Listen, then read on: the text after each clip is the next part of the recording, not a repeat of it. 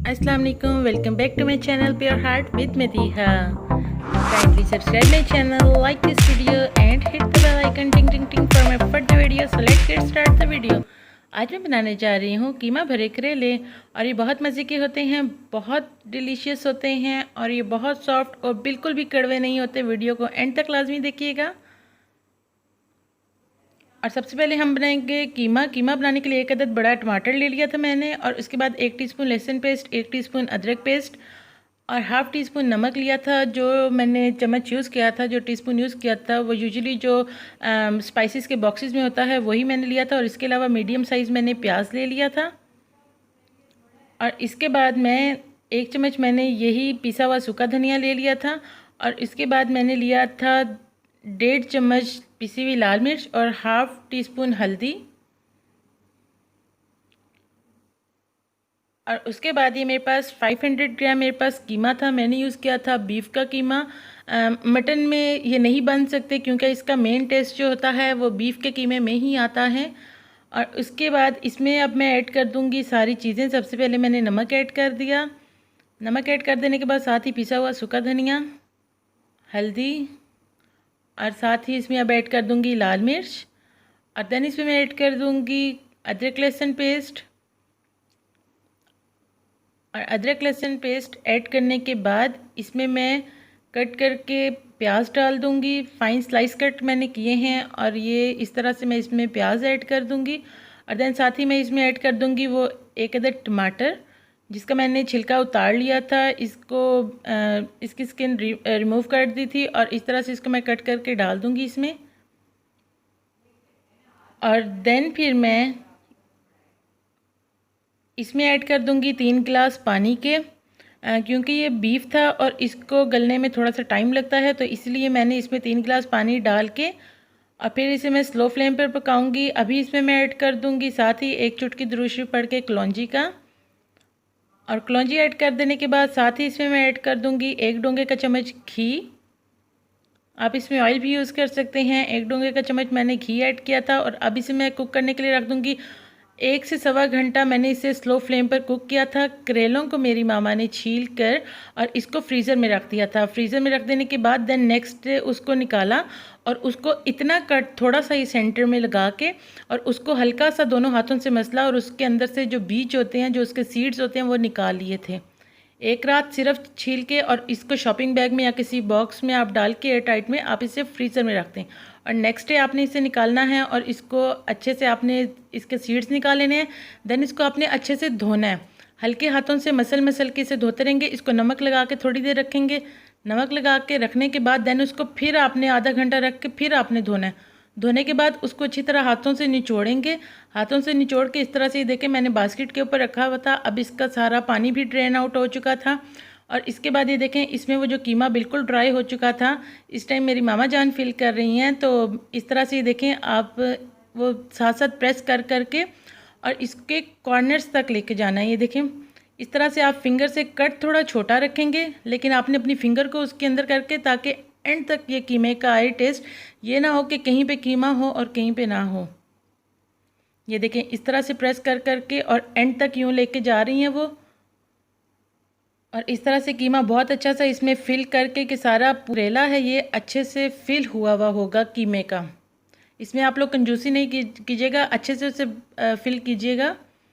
और ये देखें इस तरह से ये सारा फिल हो गया। ये देखें अब आपको पता चल रहा है कि ये एंड तक ये अच्छे से फिल हुआ है। और कट अब आपको ज़्यादा प्रोमिनेंट नज़र आ रहा होगा कि सिर्फ थोड़ा सा कट है, बहुत ज़्यादा कट नहीं लगाए थे। देखें सिर्फ इतना कट था।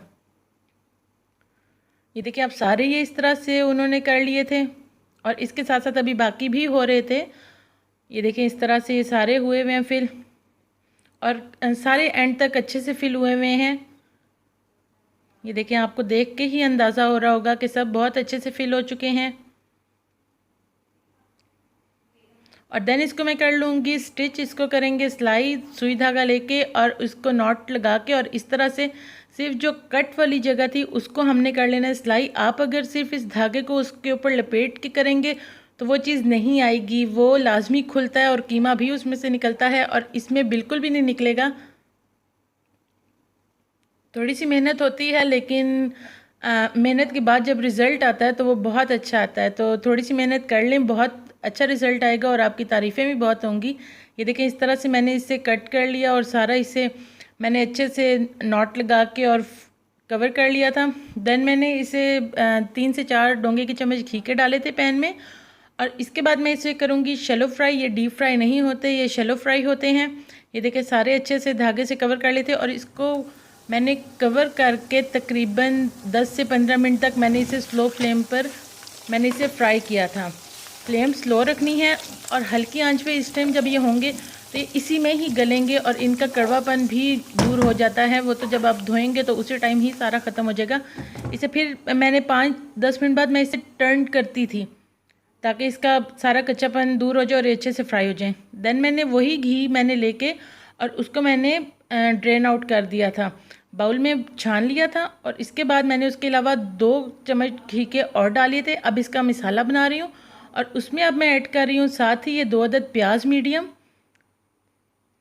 ये देखें, इस तरह से मैंने प्याज अब कट करके इसमें डाल दिए, और प्याज को मैंने बहुत कलर नहीं देना, मैंने इसको जस्ट सॉफ्ट करना था इसमें। ये देखें, इस तरह से जैसे ही सॉफ्ट हुए मैं इसमें ऐड कर रही हूँ 1 चम्मच अदरक का, 1 टेबलस्पून अदरक पेस्ट मेरे पास क्योंकि इस टाइम क्रश थी तो ये इस टाइम वही मैं यूज़ कर रही थी। और इसके बाद 1 टेबलस्पून लहसुन पेस्ट, और इसके बाद ये मेरे पास 2 अदर टमाटर थे जिसको मैं कट करके इसमें ऐड कर दूँगी। रफली इन सारी चीज़ों को मैंने कट करके डाला है क्योंकि मैंने इसे ब्लेंड करना था, और इसको मैं थोड़ा सा इसका कच्चापन दूर करूँगी कि अदरक लहसुन का कच्चापन दूर हो जाए और थोड़ा टमाटर भी इसमें डिज़ोल्व हो जाए। ये देखें, इस तरह से जब मसाला हो जाएगा देन अब मैं इसे निकाल रही हूँ और इसे मैं ग्राइंडर में डाल के इसे पहले मैं ठंडा करूँगी। जैसे ही ये नीम गर्म हुआ और इसे मैं ग्राइंड कर लूँगी।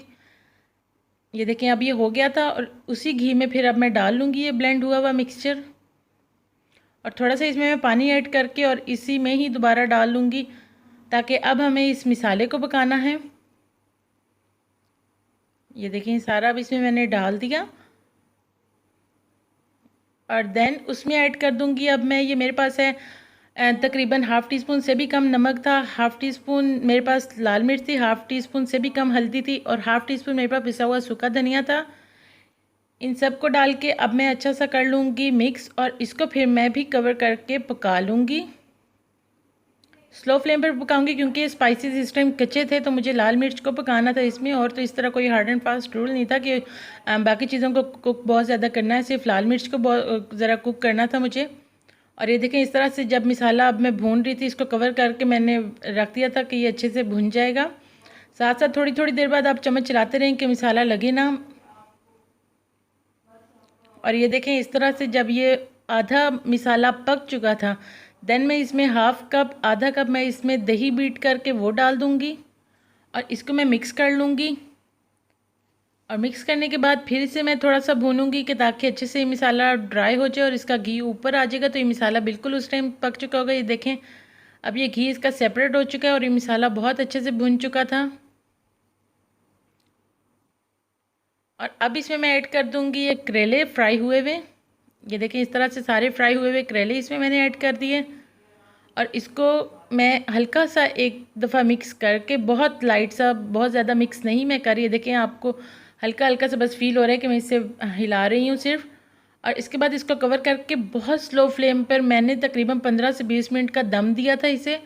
अब इसमें पानी नहीं इस टाइम ऐड करना आपने, दम के टाइम पे भी नहीं और मिसाले के टाइम पे भी नहीं, क्योंकि अगर आपने पानी ऐड किया तो ये कड़वे हो जाएंगे इस टाइम। इसे बिल्कुल स्लो फ्लेम पर मैंने, ये देखें, इसे मैं 5 से 7 मिनट बाद इसे मैं सिर्फ चम्मच इस तरह से चला देती थी और कवर करके फिर इसे मैं पकने के लिए रख देती थी। 15 मिनट या तकरीबन 18 मिनट के दरमियान में ये रेडी हो जाता है। तो थोड़ी स्लो फ्लेम पर आपने इसे दम वाली फ्लेम पर रखना था। और ये इसकी फ़ाइनल लुक, और ये बहुत मज़े के बने थे, सीरियसली बहुत सॉफ्ट थे और बिल्कुल भी कड़वे नहीं बने थे। तो आप लोगों को लाजमी ये पसंद आएगी डिश, आप लोग इसे ट्राई कीजिएगा लाजमी। ये देखें इसकी सारी फाइनल लुक, और ये देखें, मैं अब आपको दिखाती हूँ। ये देखें, जो धागा था, जो थ्रेड था, जो हम लोगों ने इसमें सारा किया था स्टिच, वो इस तरह से रिमूव करके, और अब आपको मैं चेक कराती हूँ कि इसकी सॉफ्टनेस आपको देखते साथ ही पता चल जाएगी कि ये कितने सॉफ्ट बने थे। ये देखें, ये इसकी सॉफ्टनेस आप चेक करें। और एंड तक कीमा था इसमें, ये देखें कीमा बहुत अच्छे से फिल हुआ हुआ था। और ये सीरियस बहुत बहुत बहुत मज़े के बने थे। आप लोग लाजमी इसे ट्राई कीजिएगा, आपको यकीनन बहुत पसंद आएगी ये रेसिपी। ये देखें, बहुत सॉफ्ट, बहुत मज़े के। सो ये रेसिपी मेरी नहीं है, ये रेसिपी मेरी मामा की है, क्रेडिट उनको जाता है सारा। So thanks for watching, keep smiling, stay blessed, Allah हाफिज़, बाय।